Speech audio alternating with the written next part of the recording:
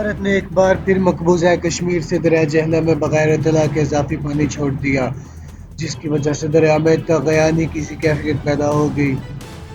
اس وقت مظفر آباد کے نواح میں دریا جہلم میں پانی کی سطح تیزی سے بلند ہو رہی ہے۔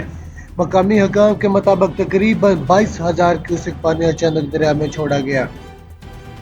اب سوال یہ پیدا ہوتا ہے کہ ایسا قدم اطلاع دیے بغیر کیوں اٹھایا گیا، کیونکہ بین الاقوامی قوانین کے مطابق سرحد پار پانی کے معاملات میں پیشگی اطلاع دینا ضروری ہوتا ہے۔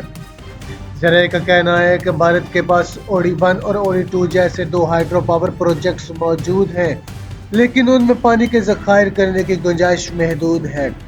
مقامی حکام کا یہ بھی کہنا ہے کہ اس وقت ہمارے بڑے ذخائر جیسے منگلا اور کرور ڈیم پہلے ہی کم سطح پر ہیں۔ اگر یہ اضافی پانی صحیح طریقے سے محفوظ کر لیا جائے تو ہماری زرعی ضروریات اور بجلی کی پیداوار کے لیے ایک مثبت قدم ہو سکتا ہے۔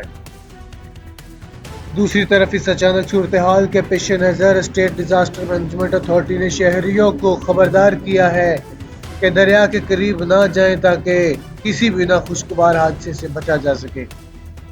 مزید تازہ ترین خبروں کے لیے ہمارے ساتھ جڑے رہیں۔